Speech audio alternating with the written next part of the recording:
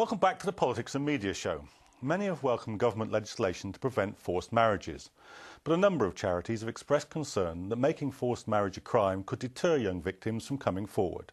The government wants to criminalise the practice because it believes that previous civil measures that were designed to stop forced marriages have failed. The Prime Minister, David Cameron, has warned that those found responsible could expect tough sentences. But several charities have warned that victims will be less likely to report crimes because of the additional pressure that members of their family could end up in prison. Family law experts have also cast doubt on whether there is a need for a new crime to be created. Well, before I introduce tonight's guests, let's take a look at this report. Forced marriages are to become a criminal offence in England and Wales, leaving parents who coerce their children into a marriage facing the prospect of prison. The announcement by British Prime Minister David Cameron and Home Secretary Theresa May of their intention to introduce legislation is light on detail, but it's expected that the existing civil remedy of forced marriage protection orders will continue to exist alongside the new criminal offence.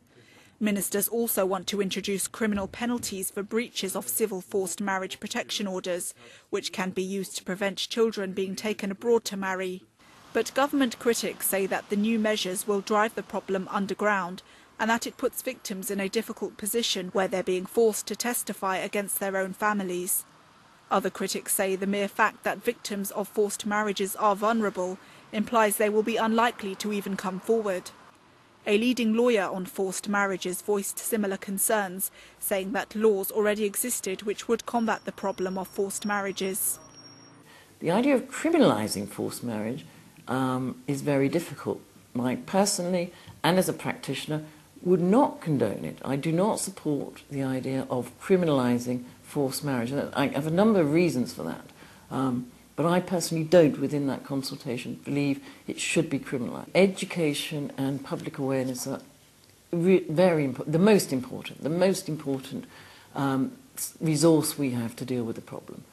There are two areas. There's the mainstream public, the wider society, were unaware of these issues, or if they were aware of them, it doesn't happen to us. It happens to them, those people. It happens in those communities which are not our communities, which was not helpful. And then the communities themselves would be saying, well, it doesn't happen in our communities. You know, don't pick on us because we don't have that. We don't do that. And of course, over the years, we have seen much more awareness happening, awareness programs happening within the communities, but it's got to be grassroots. And the idea that that could happen within a matter, I would say, of 1 or 2 years is ridiculous. It's going to take a long period of time. Well, in the studio to discuss this with me is Aneeta Prem, founder and president of the Freedom Charity. We also have the author, Sophia Ahmed, who recently wrote the book Secrets of a Henna Girl. And on the phone we have Anjum Anwar of Muslim Women's Voices. Welcome to you all. Aneeta, it's hardly as if there isn't legislation that could already prevent, or should already prevent, forced marriages. So what's so good about having another piece of legislation on this issue? Well, we do have civil action that can be taken if parents force their children into marriage, but it's obviously not enough and it's not working. It's not giving young people protection against forced marriage. I mean, at the moment there's between 5,000 to 8,000 cases that are reported of forced marriage every year. And I think we really need to be clear what a forced marriage is. It's a young person being forced to marry against their will. And what that leads is to domestic abuse, it leads to abduction, kidnapping, serial rape, and in some cases, in the most extreme cases, murder. Young people need to be protected against all of those things. So, Sophia, nobody obviously could possibly justify that, but do you have some reservations about whether or not this is the right way to deal with it? I welcome the legislation. I think society needs to send out that message that it's something that is unacceptable. But my reservations come in where I hope that the government doesn't think that it's okay, that they've ticked a box and that's it, and they're just going to, you know, they don't have to do anything else. I think the problem is about education, and I think prevention is something that we should work towards more than prosecution. Anjuman, let me just bring you in. Thank you for joining us on the phone. Do you think that this legislation will be counterproductive in the sense that, as some people have suggested, it will push people into not reporting it because of the fear of prison for people that they know or people in their families? Yes, Assalamu alaikum. Can we really legislate people's thinking? That's a worrying sign, because I don't believe that one can legislate people's thinking. If that had been the case, then we would not have had 80,000 racial bullying reported in schools throughout United Kingdom. What I'm saying is legislation can only be a safety net. It has to be education, and your earlier, the lady who's a solicitor was talking about, it has to be education. It has to come from the communities who are actually facing this problem.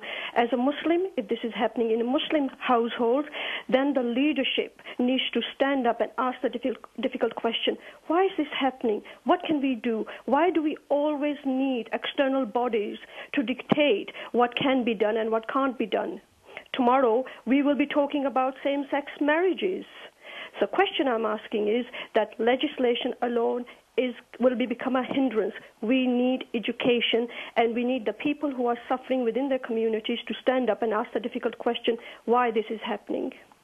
I mean, Aneeta, you're in favour of the legislation, but presumably you would agree that legislation criminalising this kind of issue is a last resort, that the educational aspect that people have been talking about is fundamental. Absolutely. I mean, as a charity, we were founded, the main aim was to deal with prevention of forced marriage.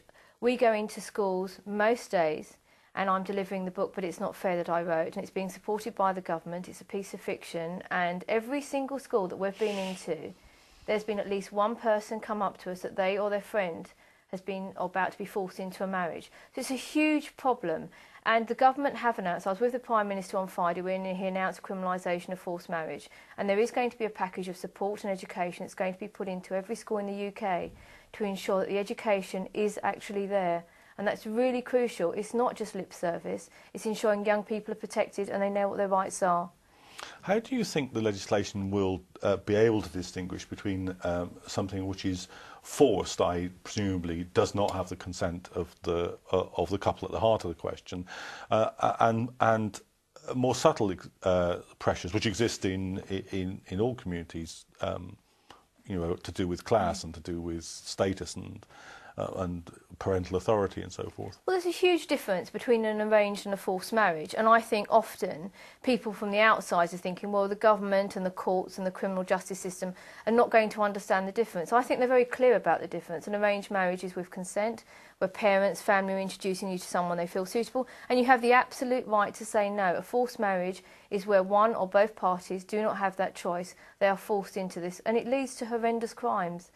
Suicide rate amongst Asian girls are 3 times higher than any other group in the UK.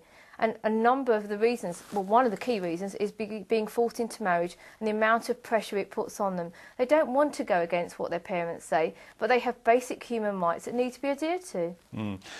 Do you think, Sophia, do you think that whether you're for or against the legislation, that one of the ways that it may be used in the current political environment is a kind of Muslim bashing piece of legislation, even though actually its provisions will apply to any or a number of other communities?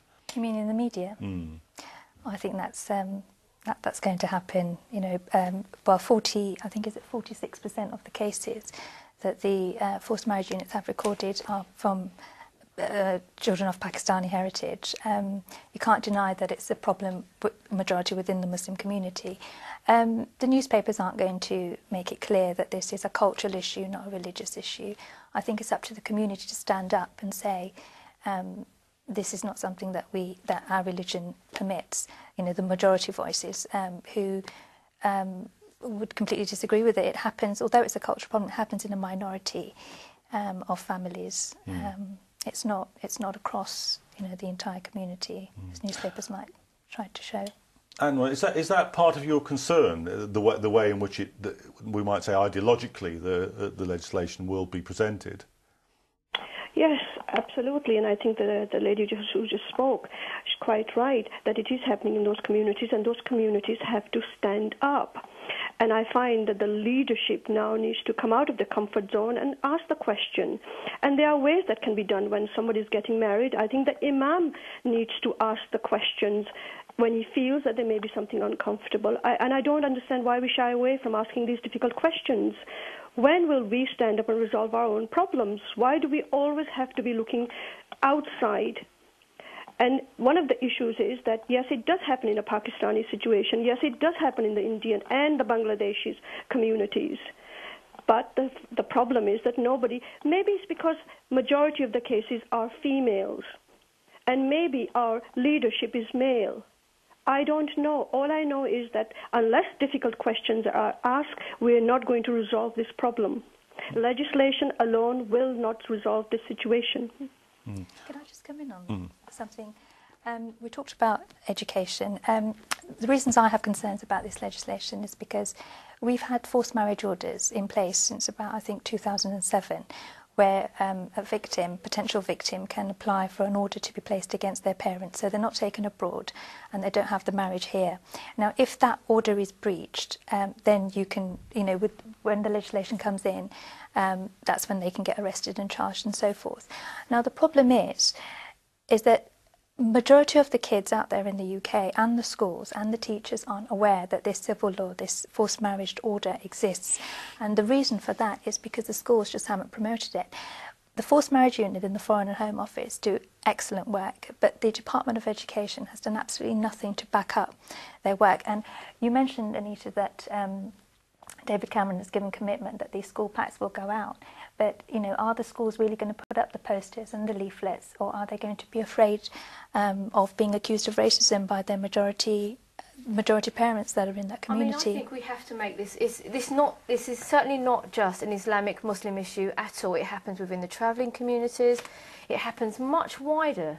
And so the government isn't looking at it in just that particular vein. In terms of education and schools, I've had commitment from the ministers that the educational authorities are looking at the work that we are doing at Freedom Charity, and every school we have approached have welcomed us in. We have a list now of over 200 schools that want us to go in and deliver assemblies and lessons in the book, but it's not fair.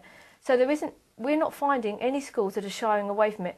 And these are very diverse communities, very diverse schools. We're finding the complete opposite, actually. Schools are welcoming all the literature and information now, and I think with the legislation it will only protect young people more. Are you worried, though, that in a climate where Islamophobia is a fact of life in the way in which these things are reported, that whatever, I mean, even if we accepted that the government's intention here is entirely well meant, that in the media it will be treated differently? I think that's a risk, but then I think the community needs to come forward very clearly, and when there are cases of young people being subjected to forced marriage, that within the community it's dealt with before it even happens, before it goes that way. But I think there needs to be counter media of all the positive things that happen within communities and all the positive steps that are taken. All the positive things, the community are on the moves that they're actually making themselves. And I think that can be reported wholeheartedly as well. And do you think that this issue, this problem, do you think it's a problem which, however serious the level of it is at the moment, that it's a declining problem or a problem that's growing? It's a problem that is growing. I agree with what your speakers are saying, but as a teacher myself, I have visited over 850 schools. A lot of political correctness, a lot of tick boxing. Yes, we've had somebody from outside who's discussed the difficult issues, and we've done our jobs. We need to be educating the parents, the mothers, the hard-to-reach communities, and the information that comes out from the pulpit on a Friday sermon at a mosque will make much more impact on communities, and no disrespect to the people who are going to schools at all. But these people will listen to the Friday sermon. That is not happening. All I'm saying is that this will increase unless we ask the difficult questions. That's when are we going to have our next khutbah, when the imam stands up and said, this is not acceptable, it's crime against humanity, our faith does not approve of this. Why should we, well, if these people are not listening to their own faith, why would they listen to some secular law? Will they have that understanding?